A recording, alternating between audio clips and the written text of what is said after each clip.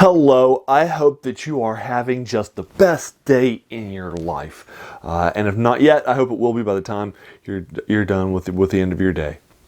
And if not, maybe the best day, maybe top 5, top 10. It was just a great day for you. So today we're going to be taking another look at Philip K. Dick in the Selected Short Stories collection that we've been taking a deep dive into.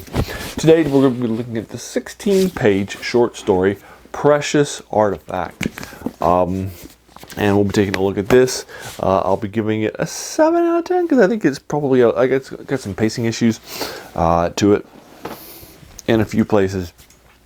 And I've read it now twice. When I went through and did you a deep dive into his short stories after that, and gave you some of the short stories that inspired some of the movies that I've seen, like Total Recall and Minority Report. I read a bunch of those short stories and then reviewed them for you. And then after I did that, I sat down one Saturday when I had had like an hour and a half, and I read a lot of the short stories that are in here in one sitting.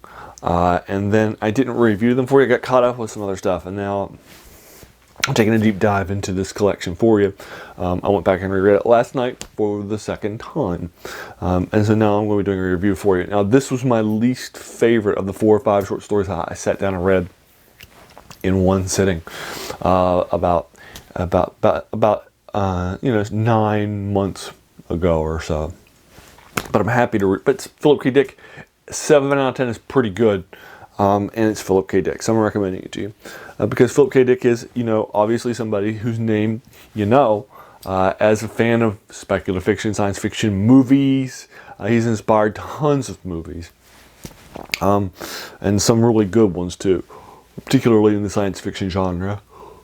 From A Scanner Darkly to Total Recall to Blade Runner. His stuff has really been a big influence. His stuff tends to be dark, and this one's pretty dark too.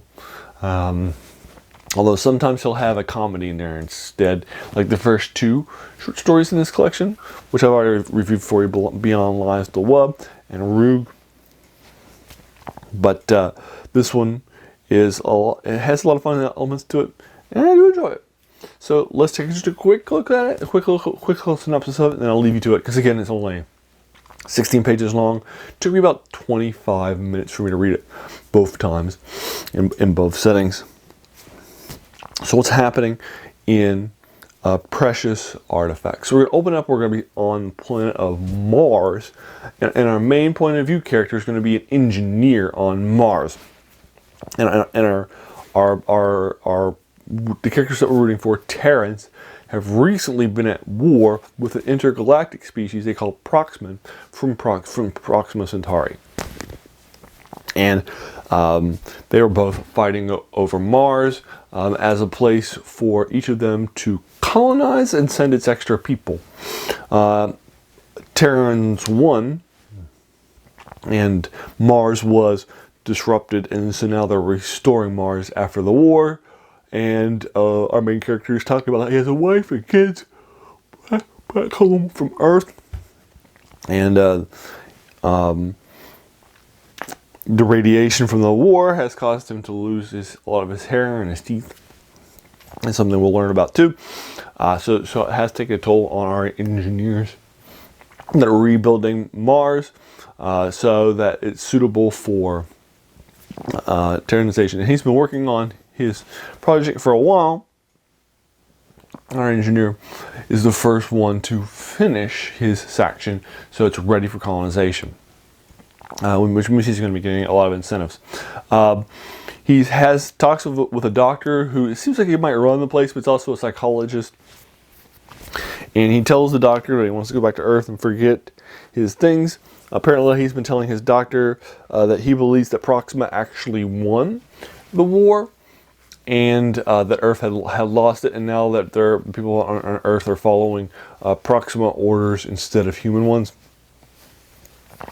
And so he says, I want to go back to Earth in order to, visit my wife and family, and the doctor's like, Earth is much worse than when you left it. years ago. because of its overpopulation. We need to repopulate Mars badly. Ultimately, they agree to have his wife and his kids get sent to Mars on the first colony ship, and the doctor proves he's not a Proxman by taking off his hair and his teeth to show that he's lost to the radiation too, which apparently Proxman weren't affected by. And finally, they decided to send him to Earth anyway for a quick little visit with a return trip organized. And that's kind of the first 20% of the short story, roughly, maybe 25% of the short story. First few pages, that gets you kind of wrapped into what's happening, built and the world building that Philip K. Dick has been doing, which is really good. Most of Philip K. Dick's stuff have some wordsmithery things in them. This one doesn't have as many. I wasn't stunned by as many. Oh my gosh, this guy's just really, really good. He's never impressed me like an Ambrose Bierce, who's really good at his use of words to paint schemes, to paint things. He's less vivid than, say, an Ambrose Bierce, but he is still, he's Philip K. Dick, right? We know who he is. We know what he's trying to do. But this story felt a little less than that. And again, it was my least favorite of the 4 or 5 that I sat down and read in one setting. And my favorite was Fall Australia You're Dead, which I've already reviewed for you, which I love a lot. And so there you are. I'll leave you to it. That is Precious Artifact by Philip K. Dick. If I remember, it was published in the 50s for you. 25 minutes long, 7 out of 10. Have you read Precious Artifact? What did you think about it? Did you agree or disagree with my take? I would be more than happy to engage you further in the comments below, whatever you want to talk about it, or if you want to talk about this short story in more. If you like this video, why not hit that subscribe button? There's going to be a lot more of these to follow in fantasy, science fiction, and horror. And finally, hey, I want to thank you for taking some time out of your day and investing it and watching my video. We all have so many things that are happening in our lives, and we're being pulled in so many different directions.